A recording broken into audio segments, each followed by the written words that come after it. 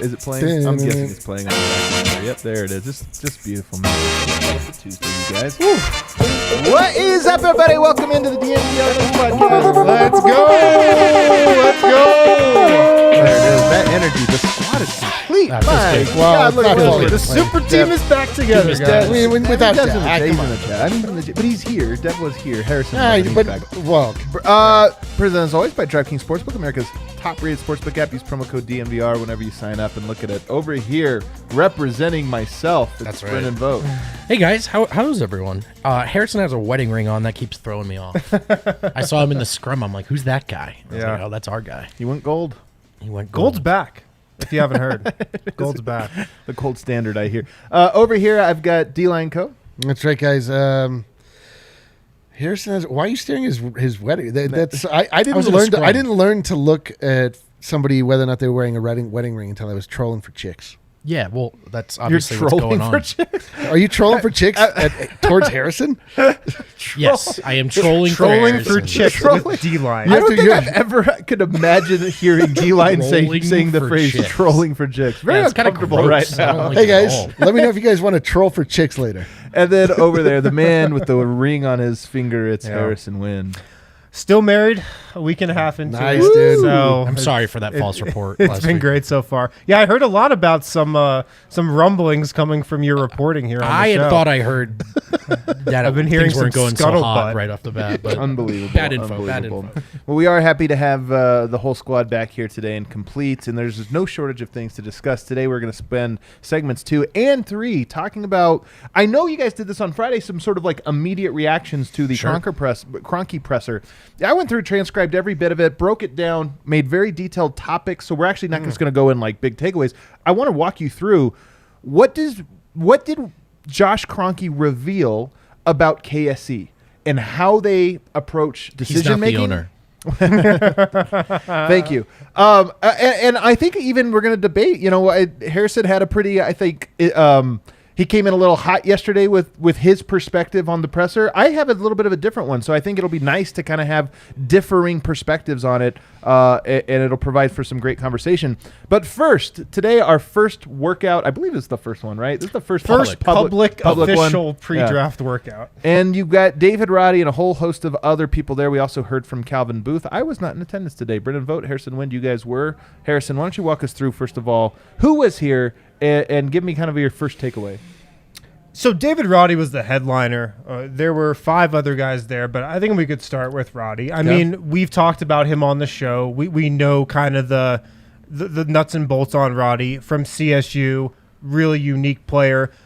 And we've also talked about how the Nuggets like him. Like there's genuine interest from the Nuggets. They've seen David Roddy play a ton. They've seen him play a ton live just because he's right up the road at CSU.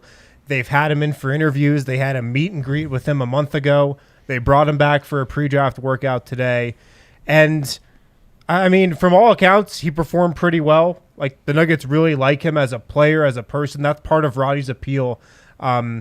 He's just the type of guy, character-wise, that you want in your building, that you want on your team.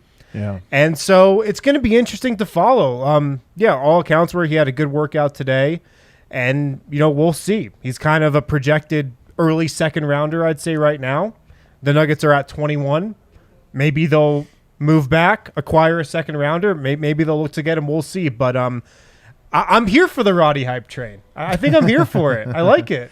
So oftentimes when I'll actually first throw it to you. Do you have any like kind of big overarching takeaways from being in the building today?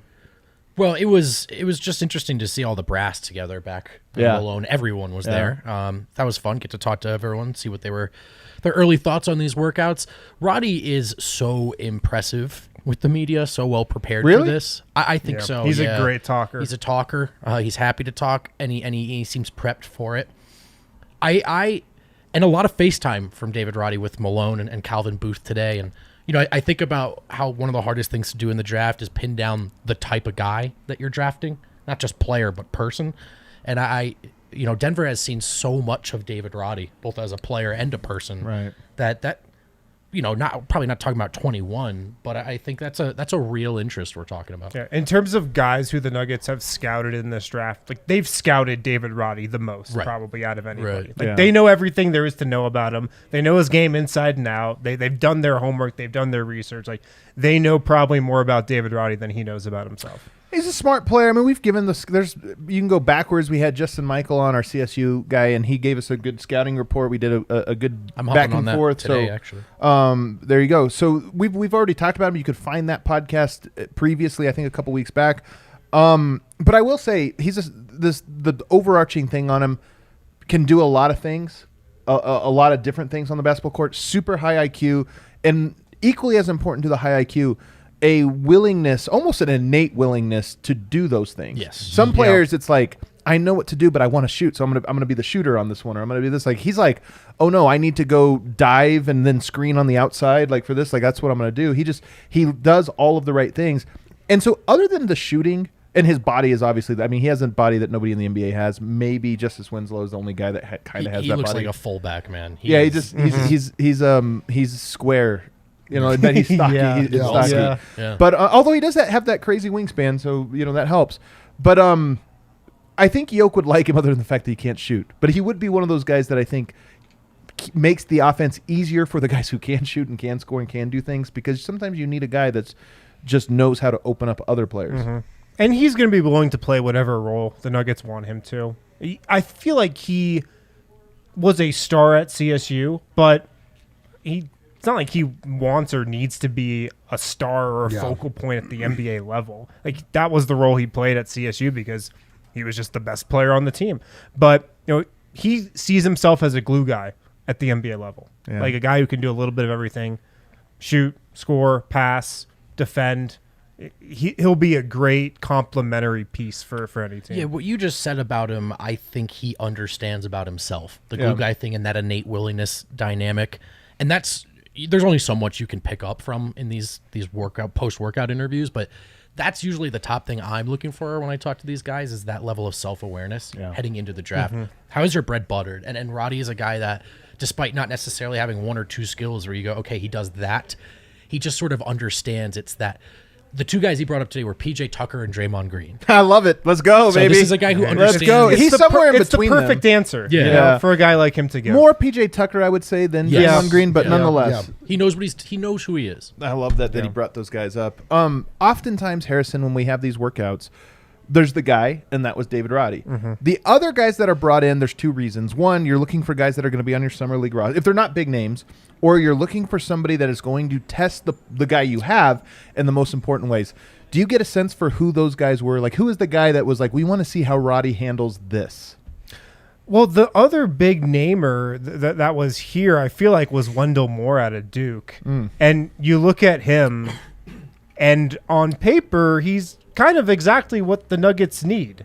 A 6'5", 6'6", really good defender on the wing who has a long wingspan and gets a lot of steals. Interesting. And the one thing you think about with Roddy, and immediately when I think about how Roddy's going to translate to the next level, I just go back to that tournament game that he had against Michigan, where he really struggled against NBA level length. Like, that's the one thing I think about. So everybody in this workout was between 6'4" and 6'8". Yep. Everybody in this workout had, some length, some height. So I definitely think like Wendell Moore, Jermaine Samuels out of Villanova. He's just a class. Think about your classic Villanova big man. Jeremiah Robinson Earl from 2 years, like that's who Jermaine Samuels is. Classic Villanova big, 6'7" on the dot. Yeah, small forward.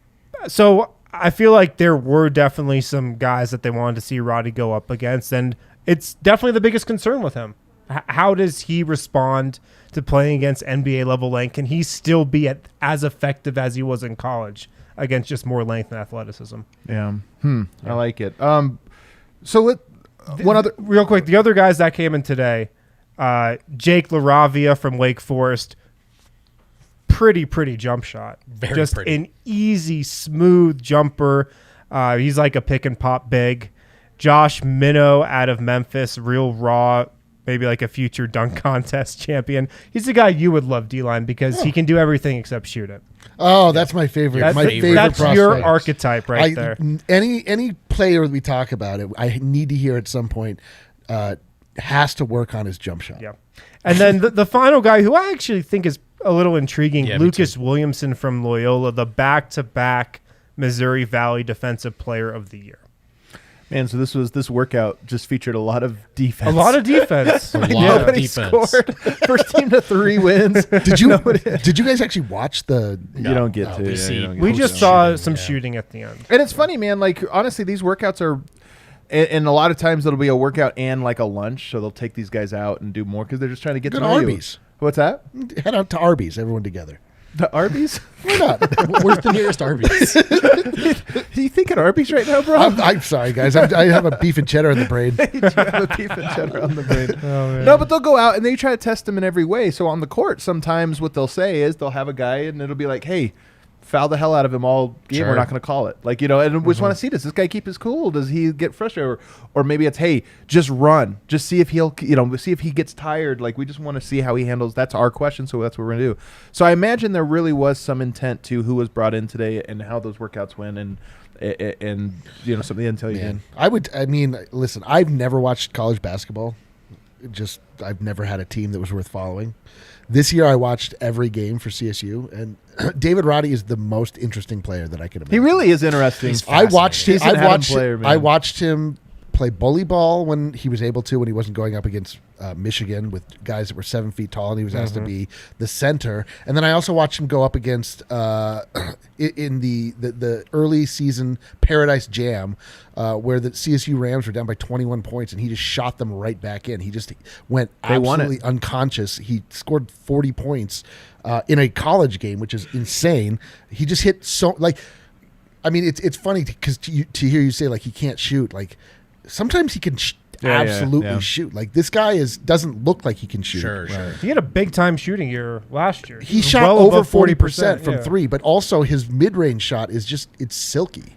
And I don't know. I mean, obviously there's some bias here that comes into play. I'm sure of it because I just actually really fell in love with watching my alma mater actually play basketball in a meaningful way. But man, David Roddy was awesome to watch all year long. Yeah. He also said that CSU plays a similar style to the Nuggets. I mean, I didn't watch CSU enough to know this if it's true, but just a lot of player movement, a lot of off-ball cutting, a lot of read and react stuff. David Roddy oftentimes has the ball in a place where you would give it to Nikola Jokic, and he does a little bit of the running of the offense through him. It's not obvious. I mean, no one on earth does it like Nikola Jokic. So to that level, I mean, in a small way they do it, but the problem is that he's the fulcrum. He's not benefiting from it. So I don't know that. No, I think those things translate though. Like if you asked Yoke if you gave Yoke another Yoke, and so one of them had to be off ball, he would know exactly what to do because he knows how that system works. Sure. I think from a distance, too, you might sort of look at this guy the way we're looking at some other guys right now outside of the state, and you'd see the sort of tweener thing. What position does he play? There are all these various limitations, but then being as close to it as we were and as the Nuggets were, you know that the intangibles are through the roof. And second-round flyers on guys, right now I feel like the NBA is in a place where there's, and shout out Jokic for this, there's room for a guy who, if you just know how to play the game, if that comes to you naturally, there's room for you to sort of mitigate these deficiencies, particularly in the world of athleticism, where he's not sort of squarely one thing at the next level, but what he does have is he just understands how to play basketball. And I think those guys right now are finding ways to succeed at the next level. Also, I heard today in attendance, Monte Morris. Yeah, I saw Monte. We had a riveting conversation. I said, hey, Monte. And he did not answer. Hell yeah. Weird detail. It was cool to see Monte and Michael Malone watching the workout together. It was the front office, what you do when you're Mr. Nugget, in man. their chairs, and then Mr. Monte Mayor. and Malone at mid-court watching together. Just great Mr. Nugget energy.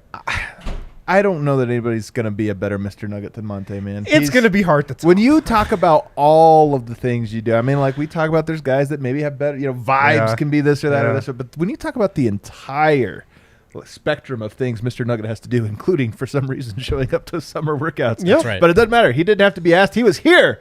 giving some input. I mean, something that Monte did, which just kind of just nailed home the Mr. Nugget hat that he wears so well earlier this summer. Just showing up to an Avs playoff game. Yeah. If you're Mr. Nugget, it's a requirement that you attend other teams' That's so true. playoff games so locally. Is he in the running for Mr. Denver? Yeah, he might be. We're gonna have to It's just a question. It's just a I question. think Mr. Nugget is an honor enough. We don't need. I don't know It if might be better than Mr. Denver. It might be Holy better, Mr. smokes. Denver. Yeah.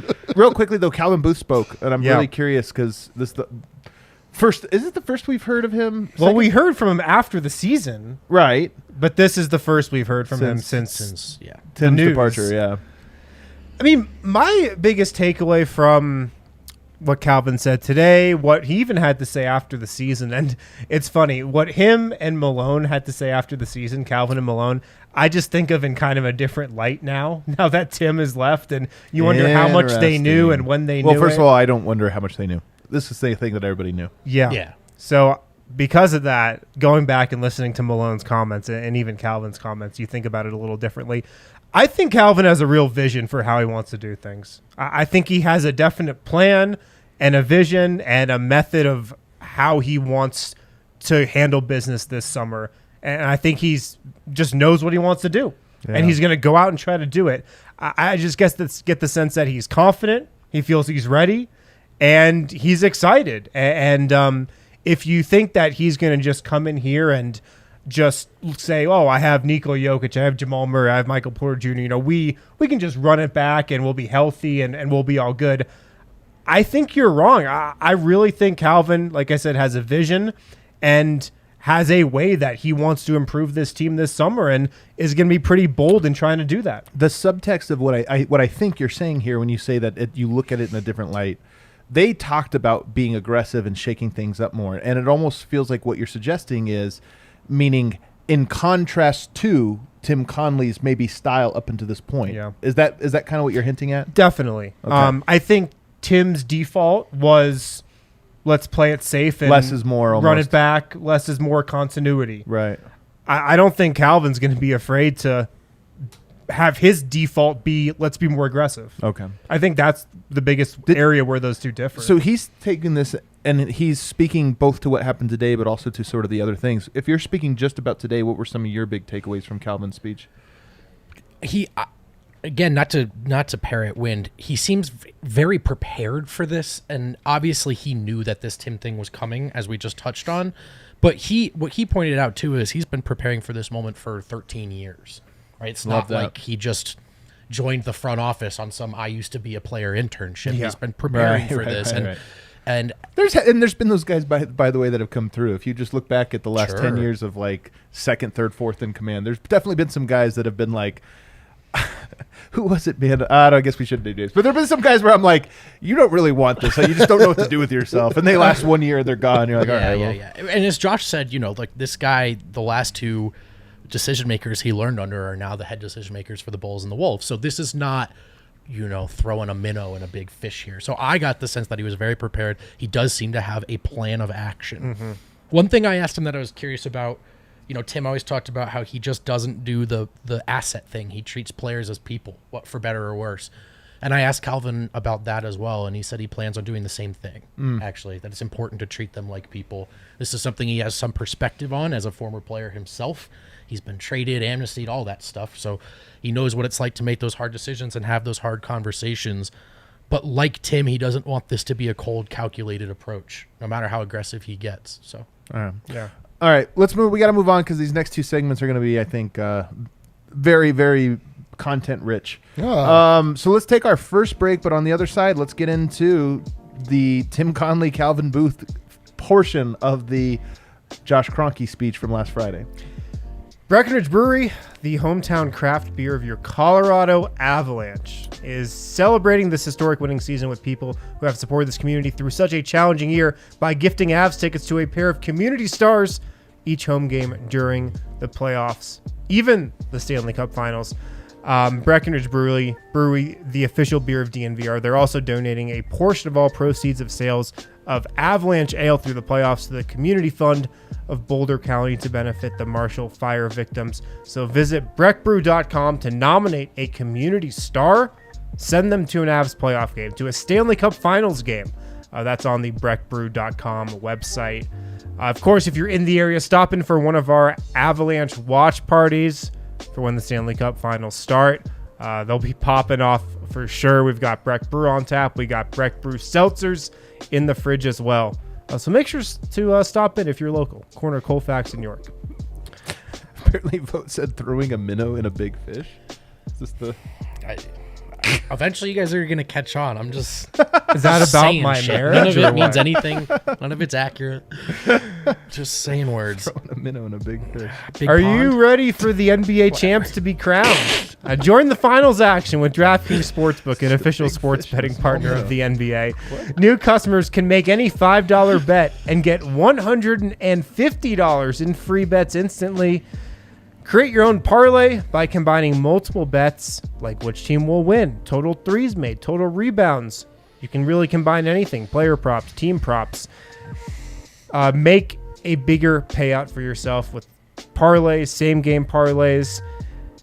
Download the DraftKings Sportsbook app now. Use promo code DNVR. Make any $5 bet during the NBA Finals. Get $150 in free bets instantly. That's promo code DNVR. Only at DraftKings Sportsbook, an official sports betting partner of the NBA. Must be 21 or older. Colorado only. New customers only. Minimum $5 deposit. Restrictions apply. See DraftKings.com/sportsbook for details. Gambling problem. Call 1-800-522-4700. I'm a little rusty. That's all right. You did fine. A little rusty. Back here, Sorry. segment 2, Tuesday edition of the DNVR Nuggets podcast, and we're going to talk about Josh Kroenke addressing the media for the first time in 5 years. You guys had immediate reactions to it, and I thought you did a great job. But I think we can get into the weeds now. I went through this entire thing. I've listened to it actually multiple times. I've highlighted, even on this little outline we have here, some of the key words, phrases, word choices, and things. And rather than go line by line or ask big takeaways or this or that, I kind of want to get to what I think are the big takeaways, and we can just kind of play off of that. And I want to start with the Tim Connelly, Calvin Booth of this, and hopefully this puts a total bow on the Tim Connelly portion of it. But again, when people talk about the Nuggets are now, some people say screwed without Tim Connelly. Some people say, oh, they're better off without him because now you get new blood. I don't care about that as much, honestly. I really don't. Like that conversation we've had and we've put a bow on. The process is the most important thing, and a lot of this today is what does this reveal about the way they run their operation and the way they believe, that what they, meaning the Kroenkes, the way they believe it sets them up for success. First of all, there were a couple lines that were repeated multiple times that were very important to Josh Kroenke. And the first one I have on here is that he says he caught flack on the back end, flack on the front end for all of his decisions and flack on the back end. And it was almost a little defensive of hey, look, man, you guys beat me up when I hired Tim Connelly. Now you're beating me up when we lost him? Like, what's the deal here? Which one are you right? Like, it was his opening statement, but he actually brought it up another time. Which again, and the way he said front end, back end, like it was a thing that you knew was either rehearsed or something that he had at least said enough times to other people in defense of himself to make it. Here's my thing. True. He's right. He's right 100% about this one right. thing. He got flack for hiring Masai Ujiri. He got flack for losing Masai Ujiri. He got flack for hiring only Tim Connelly as scout. He got flack for losing him. This part you have to at least hand to him and say, it is true. And I think that sometimes they can both be fair, but it is one of those things where I feel this way. Oftentimes with DNVR, whenever you feel like you have to defend people, is people will say something, it'll be proven to not be true, but so much time has passed that it's like you don't ever get to make up for that, right? Right. The narrative is already out there, right? He gets credit for finding Tim Connelly. He gets credit for finding Masai Ujiri. He gets credit for finding all of the various people that he has running the organizations in the Kroenke Sports empire.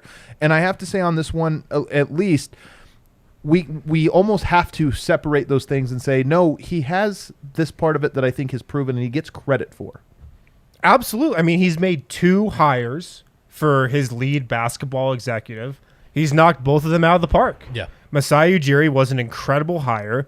People knew of him, but it's Brandon, dude. People didn't really know who Masai Ujiri was and what kind of executive he was going to be when he was hired here. He's matured into a top 5 executive, probably. Same with Tim Connelly. Like Tim Connelly was an assistant GM in New Orleans. Think about it now. Like, you rarely hire an assistant GM to run your basketball operations department now. Now it's always a GM or another president. Right. But Tim was a young, pretty inexperienced assistant GM in New Orleans. And we all called the move, and I'm not saying we because I wasn't even covering the league at the time. Yeah, but I was like I'm 18. saying everybody said it was cheap. Why did they Yep. hire him? Because it was cheap. And look, there's probably some truth to that. He was cheap. But there was also this idea of like better, in a weird way, almost like better to draft young, right? Than this, that. So there was, I think, a method to the madness. We can keep moving on this, though. But no, he's hit both of those out of the park. Absolutely. The next part he says here, another repeating line, is he hinted at a somewhat messy way Minnesota operated. I mean, he pulled no punches on the Minnesota Timberwolves.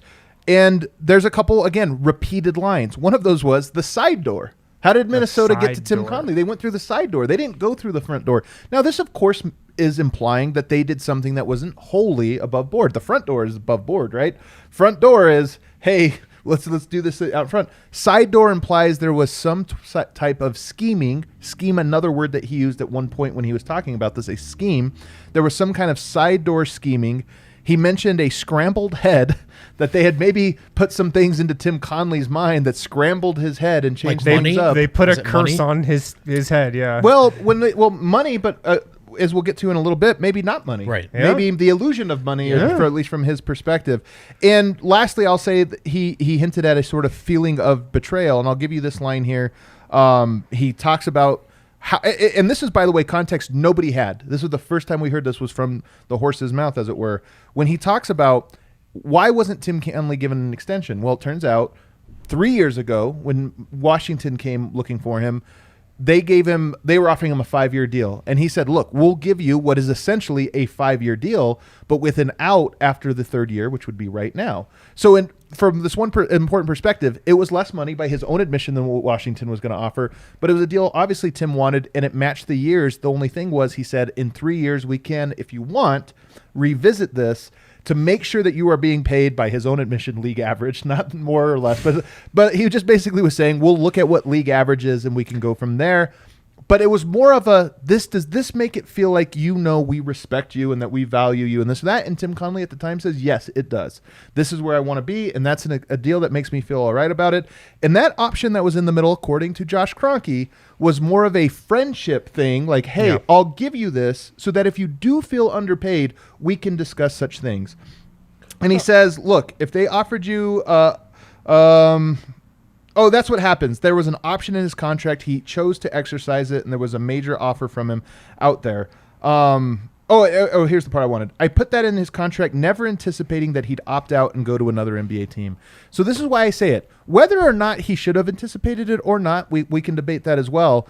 But for him, from his perspective, this was more of a, let's make sure that you understand I'm treating you fairly. We're giving you a 5 years guaranteed should you want those 5 years guaranteed. But if not, 3 years, come to me through the front door and let's discuss this to make this happen and to make this a thing. This is at least how he's representing it. And I don't know, because we don't have Tim's side of the story right now, but it stands to reason that this is an okay logic, that there is something here for him saying, if you are unhappy here, or if you feel like you need paid, come to us and we can handle this. And instead it maybe happened in a way that was that at least felt to the Kroenkes a little bit less than that. But I also felt like that option needed to be thrown in there because, as he literally admitted, it wasn't enough money. It was below league average. So he threw him an option because he lowballed. Well, no, he said it was at the time league average. Okay. And And then, if we but need in to- 3 years, we can see what the about- market's doing, see how things have changed. Yeah. I get that. The line about being surprised about, like, Masai left, a team just approached him. Like, how surprised can you be that someone would come in with a big offer for your Yeah. guy? This has happened. This is the third time it's happened. We talked about this on the day of, but it is bizarre to me that he feels as though there is a front door and a back door in a industry where there can be only one winner, a industry that is based wholly and purely on competition in its purest form. In our world, where there are many places that you can work and there's no such thing as a winner or a loser, it's like, yeah, we're talking, there's a way to conduct, but like this is cutthroat, man. Like this is Yeah. everybody. Like you need to do whatever you can to get ahead because everybody else is willing to do whatever it is that they can do to get ahead. So what do you feel like, just with the specifics that we just laid out, what do you feel they went wrong? And they went wrong is in that they didn't make Tim feel like he was valued. Like we said on the day of, maybe or maybe not. We'll get to that in a second. Well, but okay. My feeling is that like if your girlfriend can be taken from you, then you weren't doing a good job. Okay. Yeah. All right. Yeah, I think I'm with you, D-Line. Like the front door, side door type thing. They went through the side door because you left the side door open. Yeah. Like he was going to be in an option, or he had an option coming up this summer. Like you knew that was coming. You knew if he just declined it, he could just go to another team. So I think my like feeling about that is there should have been more foresight there that this could happen. But to go back to your point, I like that you said foresight. Hold on to that. To go back to your point, Adam, I did get the sense that Josh was hurt because I really feel like he did look at Tim as a friend and he put that option in there, kind of like a personal thing. My read on that was Josh kind of expected Tim to go to him first. Right. Correct. And be like, so Minnesota's calling. I know I've got this option. But I think Tim just kind of went with his gut or just kind of played it out as it happened. Or maybe it got messy to him. Sometimes like people put something in your lap that you're like, man, this isn't the way I want to do it, but I don't have control over that. And all of a sudden he was talking with Minnesota and he wasn't under contract. So I think Josh kind of felt a little bit of betrayal. I don't know if that's what happened, but that was my read on his comment. There's almost no question that Josh Kroenke and the Kroenkes collectively feel some sort of betrayal in this situation. Whether they should or shouldn't is up for debate. I can see both sides of it, to be perfectly honest. But here's the thing is you talked about foresight. Yes, I agree. And when we talk about the Comcast situation, that was a lack of foresight. Honestly, the biggest fault of the Kroenkes is that they didn't see this coming and were wholly unprepared for it when it happened, when it shouldn't have been that surprising to them. We're going to get a little bit more on that here in a little bit. But the foresight of this is the problem. But I think the reason they didn't have foresight is because we've talked about this a lot. They are actually friends. I've never heard Tim Connelly say a bad word about Josh Kroenke. I haven't talked to him in the last week or so maybe that changed this. But I've never heard him say a bad thing about him. You know, in that way, he really, truly, genuinely likes and respects him as a person and as a boss. And I wonder if so much of this family aspect, they lean so heavy into it. And I think part of this is because their mind is in so many different places. We'll talk about this later, that I don't think they can run it like a corporation unless they hired other executives and they don't want to do that. So they run it like a family business, which involves a lot of handshaking and promising. And I think what happened here was they had hey, in 3 years, come through the front door. Yes, we left the side door open, but come through the front door so we can squash this. And if it turns out that you end up having to leave, there'll be no hard feelings. But I almost get the sense that they felt like this thing put them in a bad spot. And they're like, well, now you're going to pull the rug out from under us. And now this money is more. Clearly, they believe, and again, I don't think you can fault them for this. They believe that there is a cap on what any front office person is worth. Definitely. And that the Minnesota Timberwolves are exceeding that.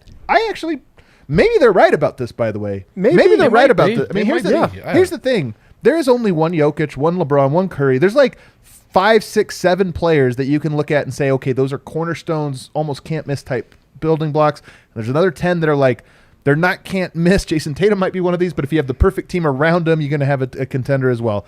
Outside, so there's no replacing a Jokic. So the money for them can't possibly be too much.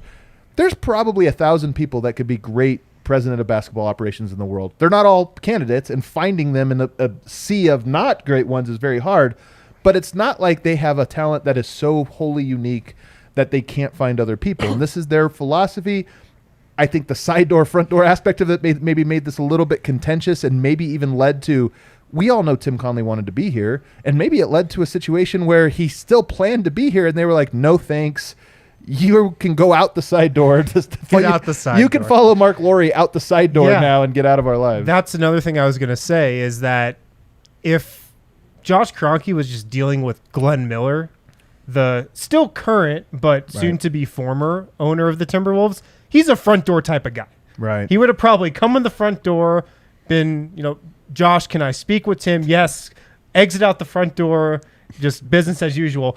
A-Rod and Mark Lowry, they're side door type of guys. Yeah, for Like, sure. They will come in the side door. They're interested in cutthroat, winning. just like you said. They're going to do whatever they need to do to get to Tim Connolly. And I feel like if it was kind of like a perfect storm type situation where those two guys are taking over, want to put their imprint on the organization, are going to do whatever they need to do. But, I mean, it's just perfect storm situations happen all the time. I will say, though, one way that this is not a normal environment, because you're putting this into like it's a competitive, there's one winner.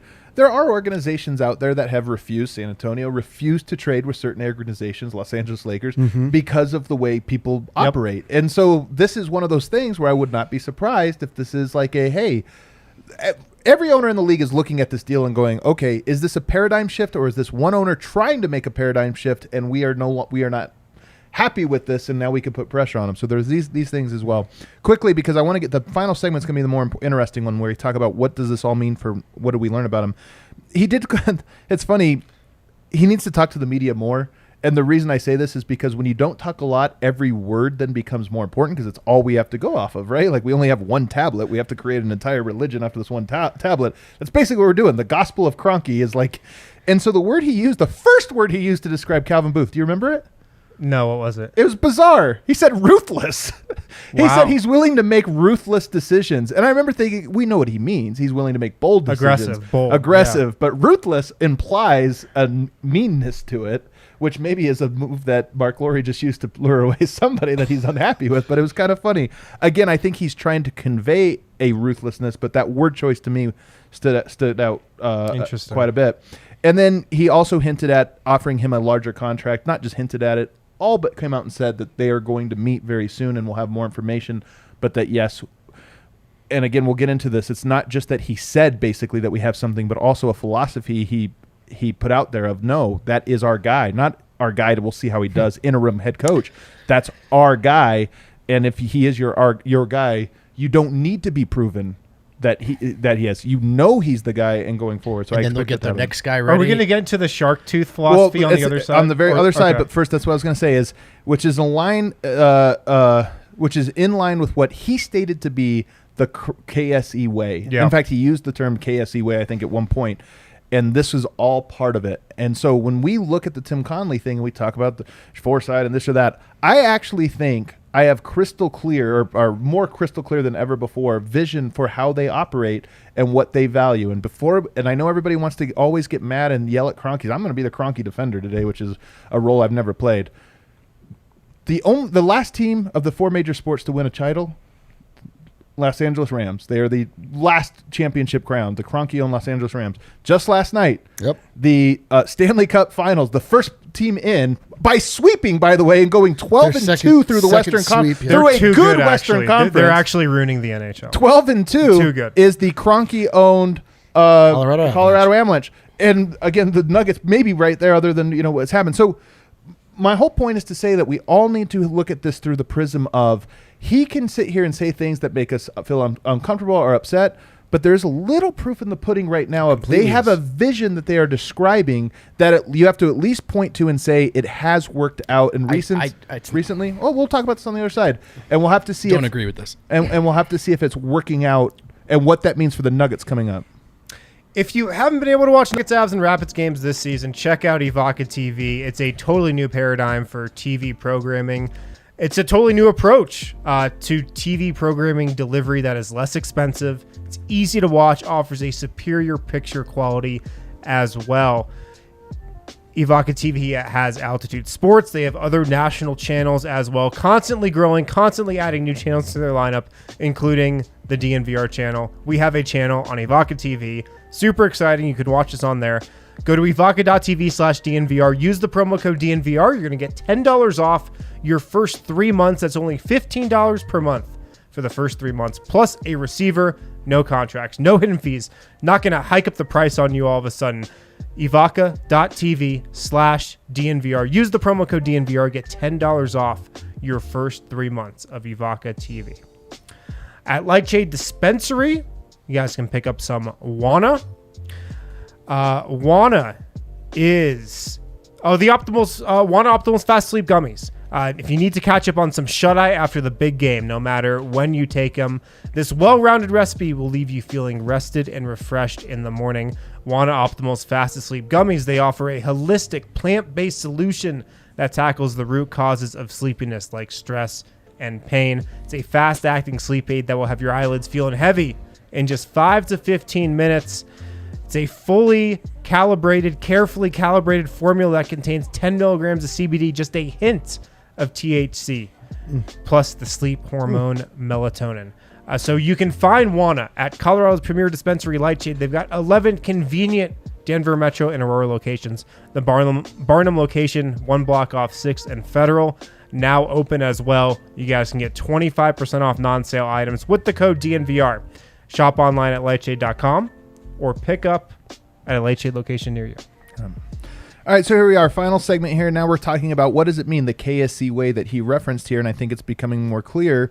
The first thing, and it was the first line he used, I think. It was the very first question, very first line, and he used it, I believe, 3 or 4 different times he used the phrase revolving shark teeth. Which, by the way, I don't think was something he thought of in the last week, like some of these other side door and some of these other things. Yeah. I think this had a lot more to do with, this is a philosophy they've had, and we've actually talked about this for a while, but this is a philosophy they have of always having, you have your guy, but then you should have another guy in the wings, not because you're ready to off the guy in front, but that you want, if you should lose someone, you are less exposed to that.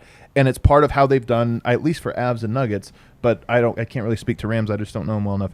But the revolving shark teeth, and just to kind of give you what it means here, he says, we wanted to have the next man on staff in case something happens, so we've always operated under the guise of revolving shark teeth kind of system since 2013. It makes a lot more sense, and this is why I say he's now on the hook to extend Calvin Booth, in my opinion, because if you really mean that, then you're not waiting to see if Calvin's your guy. He was the tooth. Yeah. You're not waiting to see if this other tooth is your next tooth. It is your next tooth. So I have to assume, and I do think that is coming, but it gives us a little bit of an understanding of they do view these people as valuable but replaceable. Right. I think that's honestly the right way to view things. Everybody's replaceable. No, not players. Jokic is not replaceable. That's the difference. I'm just talking about executives and coaches. And executives, by the way, also business ops people. Like I just know this from knowing some behind the scenes stuff that you lose a marketing exec, it's like, oh, you got a better job with the Atlanta Hawks, no problem. Right. All those people are replaceable. I think that's the right philosophy to have. They maybe are more see these people as maybe slightly more replaceable than most. Like, The shark tooth philosophy, I also think it's the right call. Of course, you want somebody that you're grooming to potentially step into that role if your top guy leaves. My biggest problem is you're just like setting yourself up to lose your top guy. Like you're almost expecting to lose your top guy under this philosophy and how Josh Kroenke put it. Like, are the Nuggets going to lose Calvin Booth in a couple years? But maybe. But when a shark loses a tooth, it's not that it goes hungry. That's the whole point of this thing, is they actually believe this to be an okay thing. And yes, they might lose Calvin Booth in 8 more years or something like that, but that I talked to Eric a lot about this. I mean, obviously, guys both know we're partners at DNVR. We talk a lot about how to run a business and stuff. Like, we're learning this stuff on the fly oftentimes. And we often think about, people will think running a business is one thing. Like, oh, we're just doing content. We're just doing this. But a lot of time it's, are you focused not on, is this the right guy, but is your system in place for this guy to succeed? Yeah. And to me, that's what this revolving shark teeth thing is less about, like, we want to all throw, like, they should just pay and keep the rest guys. And they're saying, no, actually, that's not where you're best at. You're actually best set so that if you lose a tooth, you don't lose anything.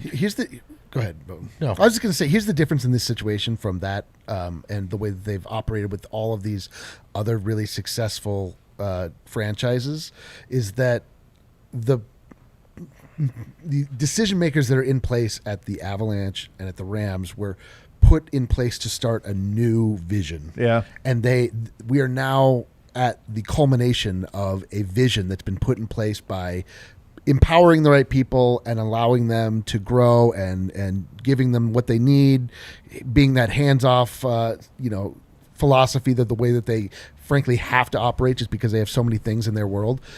This is different because that shark tooth philosophy. I mean, I get what they're saying, but we've not seen that be successful. We've seen, like, when they plant new when a new baby shark is born and we allow the shark to grow, and then Joe Sakic, for example, like when he was hired in town, in the first couple of years he was here, was almost run out of town because the Avalanche were absolutely terrible, but they just allowed them to continue on. This is now, okay, you empowered a guy at the lowest moment of the Nuggets. They were completely dead. Like, they got rid of Masai Ujiri, they got rid of George Karl. They just bottomed out, and they let him grow forward. Tim wasn't really the next shark tooth in, though. He was That's what I'm saying. Let me give you two examples, though. Arturas was a big loss, but the Nuggets seem to have brought Calvin, who seems very, very impressive, and he was sort of that next, for the GM title. You lost Steve Hess, and I remember thinking at the time, like, Steve Hess has been in the business 30 years, like this or that. Felipe has been that guy that was behind Steve Hess for several years, and when Steve Hess left, I don't think he actually lost anything. In fact, you might have gained something from it in a way that none of us expected. But we're talking about the strategy. It's just the biggest part of this it. This is the main decision maker, which controls the ultimate strategy, the ultimate navigation point of where the Nuggets are going, their philosophy. We know that Calvin Booth and Tim Connolly are share at least some form of the shared vision of where they saw the Nuggets going.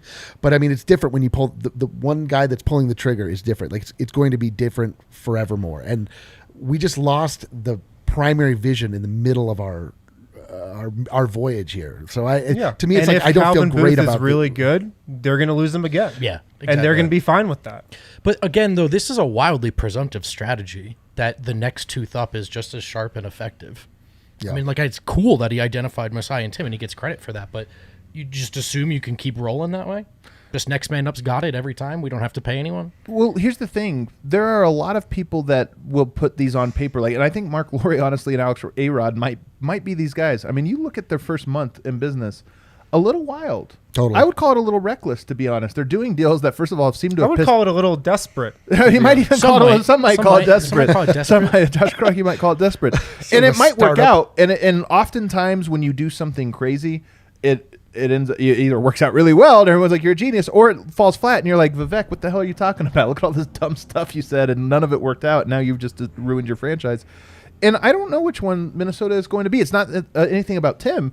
It's just the idea of, you are less than a year into this. In fact, you're actually not finalized as the owner yet, and you're already making moves that have never been seen on a large scale that puts you in 8 years in the future in terms of what you're going to pay. To me, I just look at that and I go, if it works out, great job. But it almost seems a little bit like these people are willing to throw Hail Marys on first down of the first quarter. But the Kroenkes didn't have to throw Tim a Hail Mary. What I'm saying is, they just had to run like a slant on, like, for 7 yards up the field. Like, what do you mean? I'm saying the Kroenkes had Tim, and they didn't have to come in and be like, here's like startup stuff and equity and all that. They could have just matched Washington the first time, not have to throw him a bone on the third year because the deal's shit, and then he's still here. Yeah, but that's I don't think that, first of all, the question is like, how many GMs could have been got through this strategy? It's just that Tim could have been got, which is the problem, right? Like, they left the side door open. Yeah, there's just so many franchises where I'm sure that A-Rod, called and they just didn't get a call. Could you imagine back. if they tried to get Masai Ujiri? Right, like exactly. What Masai in Toronto would say. Right. They'd be like, haha, like, see you at the draft. Bye. Right. Totally. By the way, Masai left Denver and went on to, let me check my notes here, win a title. Right. Like, keep these guys. Yeah. We've talked about the other thing here is they talk about rewarding guys early, and I thought this was one of the more interesting things. He was asked about the Michael Porter Jr. contract, and he basically took ownership of that. Josh did, because everybody always says this is a Tim Connolly thing. He pays everybody too much and too early and under pressure and this or that. He actually said this was an organizational philosophy. He used that twice in one sentence when talking about MPJ and about how that's our MO. When we get a guy that wants to be in Denver and loves the game of basketball as Michael does and loves to work hard as Michael does, he's like, we believe in people, we invest in people, and we do it early. And so for him, this was not necessarily a Tim Connolly thing, although I think Tim helped cultivate a lot of these philosophies that now Josh Kroenke also is a big part of. But he took ownership of that one, and I thought that was very interesting to me. Because he didn't have, that would be the easiest one to distance yourself from and be like, well, he was busy to give contracts out. I mean, it'd be tough for him to distance himself for that because but he didn't he's not the owner, but in the end, it is his decision. But it doesn't matter. He didn't have to own it. He actually went out of his way to own it in a way that I was like, that's pretty interesting. But again, I think we know that Josh is a big MPJ guy too. Like, they have the Missouri connection. Yeah, that's true. I remember there's a story from draft night where like Josh was really hyped about that pick. I think he still is a big MPJ guy. Still continue. I mean, I do think that they operate as a family, and I don't mean this as in they love each other very much. I think they operated as in a small group, meaning they prefer this almost skeleton crew style way of running their operation. And again, as we've talked many times, there are major strengths to that, and there are some weaknesses to that. We're seeing the weaknesses right now, but we have to acknowledge that there are real strengths to it as well. Now we're going to get into some of this other parts here. The community asset, which I thought was great. Dev asked him this question where he was asked about what is the role of an owner with a team. And he says, they might call us owners of the team, but these are community assets. Our job is to be custodians of these teams and try to make people proud. And he went on to go on at length kind of about what that means to be a custodian. I respect him for saying it. I don't know that necessarily matches all of what they were saying, especially when we put this up against the altitude piece of this. I don't know if it matches that. But I will say that I do think there is something to at least acknowledging the aspect of this in the way that they did, that they do at least acknowledge that this is not just a fun toy to own, but that they do owe something to the community. Now the question is, can we grade them on how well they accomplish that? Yeah, that was actually the question about the obligation of the city. I asked him that one. And I was glad to hear him say community assets. And I knew. Then I followed up and I said, "Do you think your father is meeting that obligation?" Now I don't expect him to answer that question anyway, except one. But I did kind of want to at least make him say those things because it's good to hear him acknowledge that he views it as a community asset. And if that's the case, there are a lot of people in this community that are calling for more. Well, let me ask this. What's the most important thing they can deliver to the city? Being able to watch it. Is that more important than a championship itself? Yes. Well, first of all, can you watch the Nuggets in town? What do you mean? I mean, can you watch them? Is it possible to watch them? Sure. Yeah, it's a blackout with Comcast, which is the biggest provider. But there are ways. I'm just saying there are ways. I'm not trying to excuse them. I'm just saying, if you're saying the number one thing is that they have to be available on cable television, well, I mean, I normally would not have said that, but I've seen what that looks like now for 3 years. I mean, that to me seems like the lowest possible entry. Well, let me ask you this: if you had the choice right now to choose a Nuggets championship, but this dispute continues for the next 5 years the exact way it is, or they're back on TV next year, but they'll never win it. Well, of course, a championship. So that's my point. The number one thing is to deliver a championship, to deliver a competitive team as a championship. Sure. The number two, I think, is you owe it, obviously, to make the distribution possible, to make it this and that. It seems like two different categories to me. But I think it's all the same. But here's the thing. The third one is, I think that you actually have to connect the team. And this is, if I have two things, the Comcast thing, to me, it's like inexcusable. And then the second thing is, I don't know that they've done a great job of connecting the team. Like, the Rams were connected to St. Louis. They weren't connected to Los Angeles, and even now they're not. They're champions, but I don't know what they are. The Nuggets, I don't know that are connected to the city the way they should be when they have a literal gift sent from God to them in the form of Nikola Jokic. I don't know that has reached a city the way that I feel they are obligated to figure out a way to make that happen. A lot of that is TV, but some of that is just marketing them right. To me, this is actually the most important thing to do, is to make the team feel like it is the community asset, like it belongs to the city, like it doesn't just simply exist here and suck money out of the community. It is actually something that people feel proud of. Championship, of course, but I mean, I don't think that a team has to win a championship to fill that role for a city. Like, that's a good point, there are a lot of things. You might have swayed me. Yeah, well, there's just like a lot of things like you can feel. I mean, I do feel proud about the Nuggets. I like the way that they conduct themselves. But they're just so bad at the marketing aspect and things that sound a lot more cold than what they actually represent. Like, they just need to make people feel as though it is their team.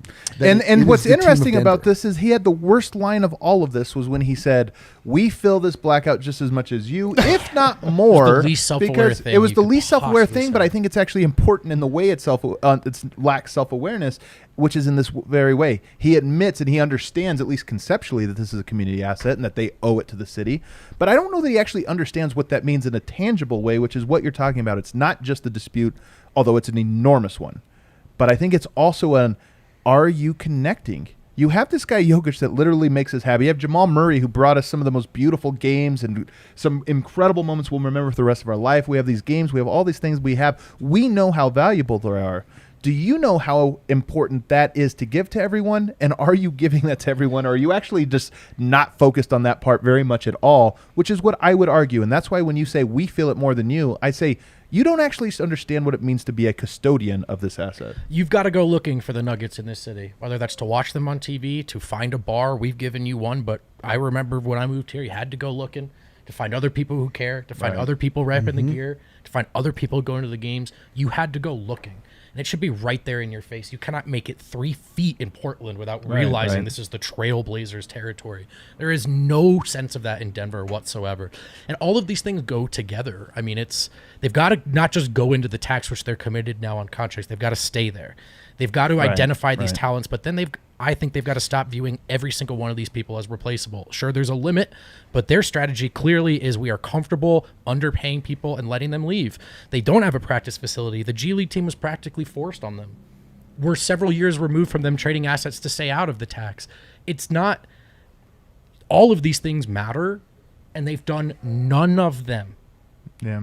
So – I mean, part of these, I absolutely agree with you, and the broader one, I think. But some of the specifics we're talking about, again, I just think they're business philosophies that maybe were proven right over time, the same way Tim Conley was proven to be the right guy that they brought in over time. Again, as unpalatable as it might be, there are difficult decisions you have to make when you are a business owner, and that might be one that actually in time proves to be correct. We'll just have to wait and find out. Citing the other team's success is horse shit. How long has it been since the Avs were in a conference final?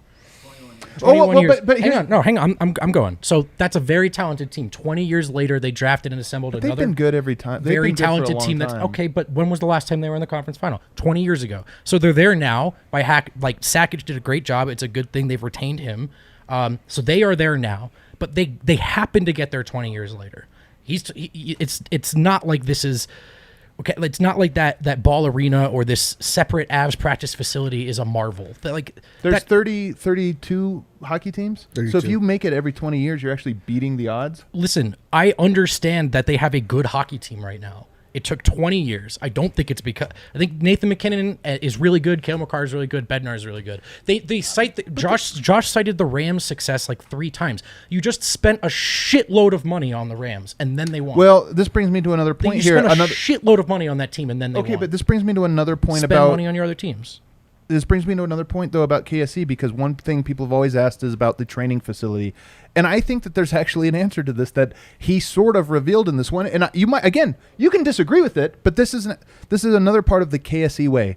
I think they actually think very big, but very, very slow. And when I say slow, I mean decades slow. Yeah. The reason I feel somewhat confident speculating on this, the reason there's not a practice facility is because there is plans for a major development downtown that is going to take the next decade to build, and that will include most likely a state-of-the-art facility. Who knows, maybe even a new stadium, but it is a massive undertaking. And why would you build one right now that came online in 2022 when in 2028 you're very likely to have replace that one?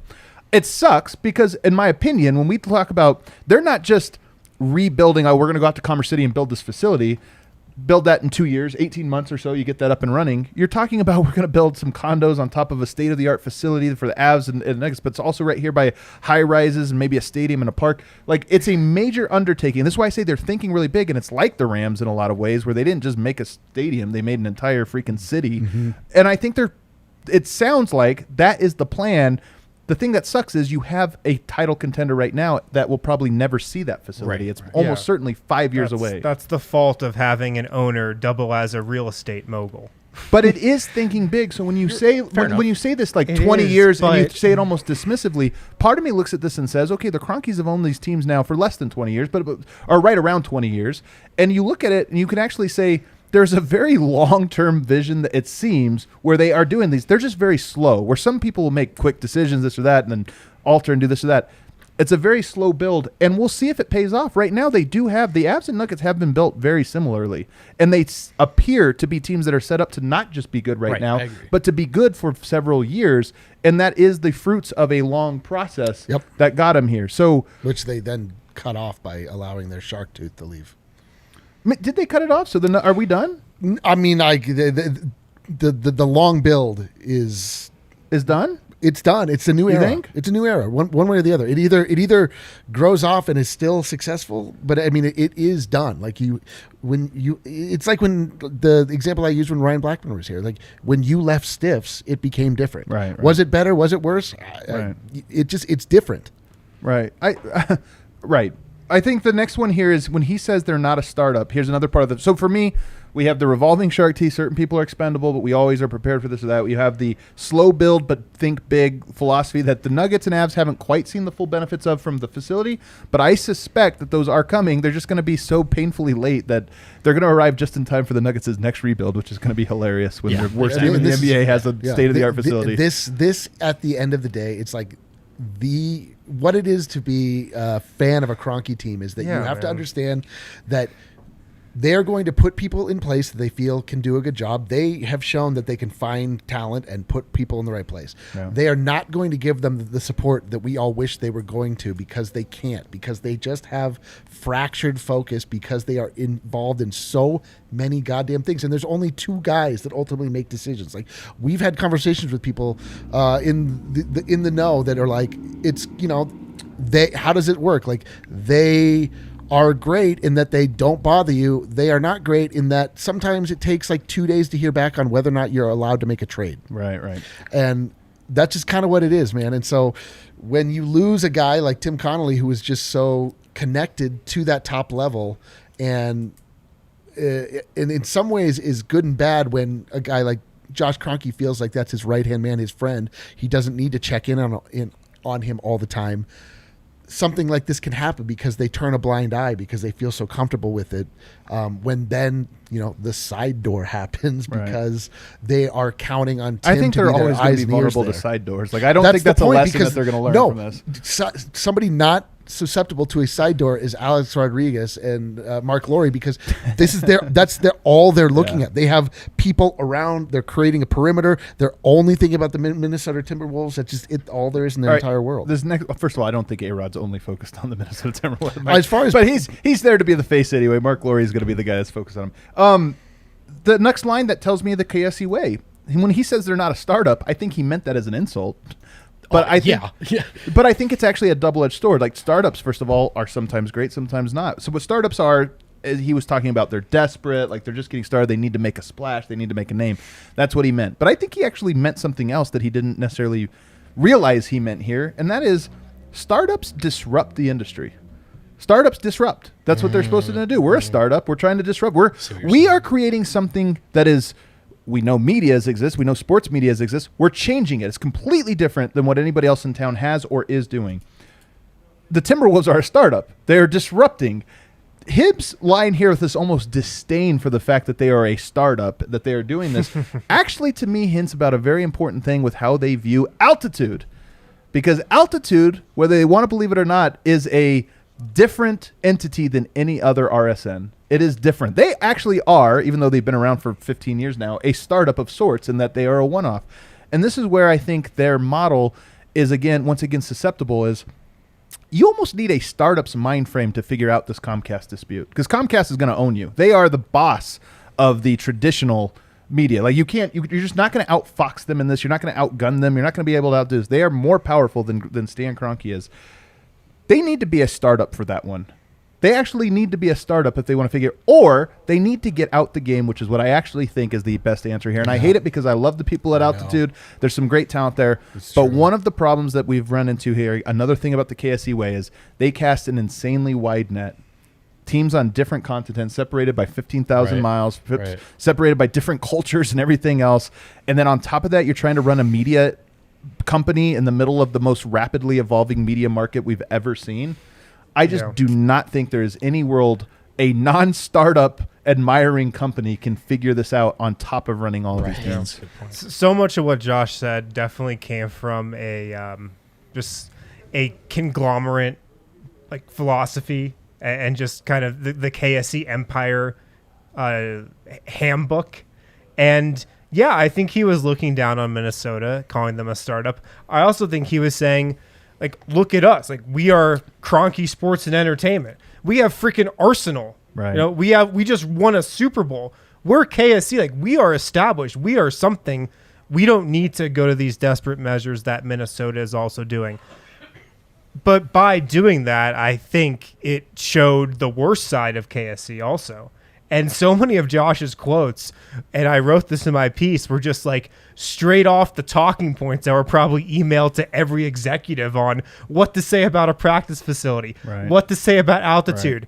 One of his quotes about a practice facility was legit, "We are very committed to providing the Nuggets and Avalanche a state-of-the-art facility that will make our teams and the fans city, of Colorado and the city funny. proud." Like, I'll be proud of the It was legit right out of whatever the talking points about a facility were supposed to be if he was asked. It was the same thing about the altitude. His response to the altitude question was just straight off just a company-wide email about what you should say. And it was like, wow, they are just this conglomerate that just operates in this way.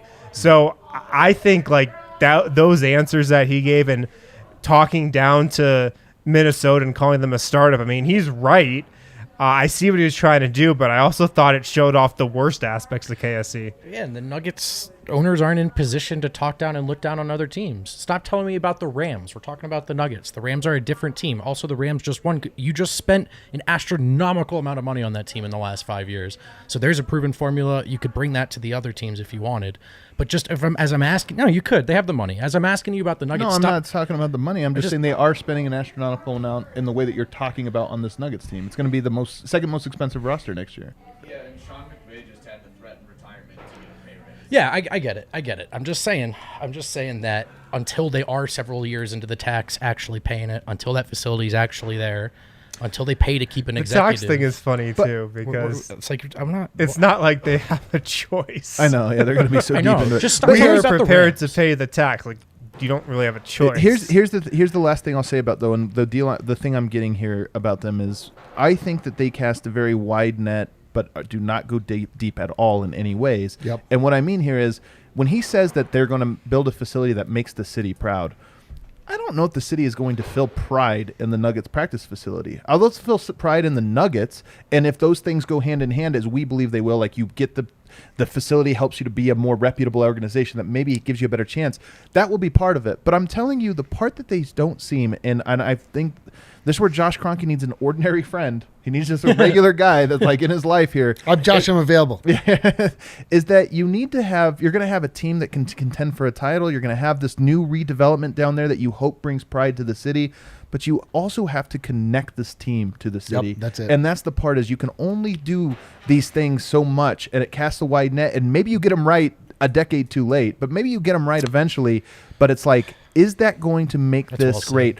Or is it in 2040, you're going to build all this stuff, and in 2040, you're going to look around and say, why isn't the fan base in on this? We're moving to Seattle. And it's like, no, it wasn't Denver's fault. It was your fault for not connecting them. It's also the order of operations, too, because like we were talking about earlier, of course, winning a championship is the most important thing. Of course, that's more important than getting the team on TV. And I think it's more important than connecting to the culture of the city. But then when you do win the championship and you haven't done those two other things and nobody's at the parade, you're like, we kind of messed up here. But it doesn't matter because you won a championship. Yeah, like it's funny because if you look at the Rockies, like the Rockies have done a really great job about making Denver, Colorado feel great about Coors Field. This is so true, man. Not a single person feels good about the Rockies. So true. This is such a great. So there is what they have is they've made a great team that the city could feel good about, but like Ball Arena doesn't feel great. The practice facility, like just being state of the art doesn't make us feel good other than it means we have a first class organization. It's an example that you actually care, but you have to understand it's not just caring about the team's success. Yes, you need to care about the way that connects to every single person here or gives an opportunity to connect here. The closeness is such a good sort of final way to look at this, because that's the stuff too. These windows of the time is now, right? That people want to latch onto the Nuggets because Jokic is here. And you're right that all of these things in a vacuum don't necessarily represent what we're talking about, but there's a way you can bring it all together. Yes. And for the 400th time in the last 2 weeks, I'll reference Golden State again, who I just think did this so well. They really did. And this is some of the stuff I'm talking about. Brilliant ownership group there. I will say it is very clear that Josh takes a lot of this personally. Yeah. And that to me is encouraging in its own way, if that makes sense. I was honestly more encouraged than discouraged by this. I mean, there's just things we comb through here that we just pointed out, but there's honestly a lot of this that I'm like, I'm glad they stated the mission statement. I agree. Because it makes it more clear, and I hope he's now. Josh Kroenke really needs to have a State of the Union address every year. You just can't go this long with not speaking to people and letting them know what you think. But here's my last point. Here is this dispute. It's not lost on me that this altitude being off TV. First of all, the one question I wish people would have asked was, could you not have taken a short-term deal that sucked, but gave you time to work through this while you had 2-time MVP on television? Like, could you not have? It was so unpalatable that you couldn't say, here's a 5-year deal that we're just going to have to suck up. And in 5 years, aren't you losing money then? You're losing money now. Like, couldn't we have just done that? And maybe there's an answer to it, but I doubt it. But here's the thing. It's not lost on me that the 3 years since they've not been on television coincide with the 3 year of a global pandemic. They coincide with a very rapidly evolving city of Denver that I think it's not one force. There's a lot of force that are all taking place here, and it's not lost on me that these things are so important. The Kroenkes, every person on earth has a small piece to play in the city for which they belong, a very, very small piece. Mm-hmm. The Kroenkes have a small piece, albeit bigger than most people's pieces by quite a big mark, but it's still big. I don't want to say that the Kroenkes need to save the city of Denver. I'm not going that far, but they do play an important role here, and it's not lost on me that in a 2-3 year run where the city has been among the most vulnerable of the last 20-30, it coincides with this ridiculous moment in time when they've dropped the ball on these things. Yeah. But also coincides with like the most fun 2-3 year run that the Nuggets have had. The timing's unbelievable. It isn't. It's disgusting. I mean, God, iced lemonade on a hot day is what they have, and they're like, The funny thing is that the craziest things like we're begging for them to do ultimately benefit them more than anybody else. Yeah. That's the thing. They poured money into the Rams. Like they're going to recoup that 20,000 fold. I think the KSE way shows us that there's just too many things for them to be able to juggle at once, and that's really that is it. You guys are doing too goddamn much. You're doing too much. If you look at their list of holdings, you're like, what? Like, what's the plan here? Probably part of why Josh hasn't spoken in 5 years. It's like he would be speaking every 3 days if he addressed the mammoth. Yes, consider this. I got another one. Josh, God we need a damn it. public statement. Yeah. He's got all of that. I think I enjoyed you coming back and pushing back a little bit with the other perspective. That was good for this conversation. And look, you might be right that these things are all coming. The facility, these consecutive tax bills, they very well could be. And if they do, hat off. Like, I'll give you all the credit I'm not giving you now. Just going to wait till I actually see it. Dude, it's just all about focus. It just shows focus. That's everything that you understand. Like in the world of business, in the world of everything, you just say like follow the money. Like, okay, where are they putting their money? Where are they putting their money? That's what they are most interested in at any given time. Currently, it's the Rams. Yeah. Arsenal. And just like don't buy any more teams, would you please? All right, everybody, that does it for today. I thought it was a very 2 days in a row. I thought very, very interesting conversation. Yeah, something changed in the last 2 days. Last week was some great conversations as well. I wasn't just trying to give you. How many times do I have to compliment you publicly? More Come on. than you know. All right, privately. Yeah, we're in the deficit. Just FYI, there's a cumulative effect of all the time we spend together. Everybody, thanks so much. Warriors would win without Gary Payton. Tomorrow we're having AJ Hayfley of DNVR Avalanche. I can't wait to have him on. The Avalanche headed to the Stanley Cup, and I want to ask him the similarities, and he's also a big Nuggets guy. Like he knows of everybody in the DNVR. He knows every sport, he's a sports like almanac. very intimately, and he's going to share some insight about what's maybe different about how the Avs built, what's similar, and what can we learn? What can the Nuggets learn from the Avs to get the Nuggets in the NBA Finals the way that they are in the Stanley Cup Finals? Thanks, everybody. Let's go. See you tomorrow.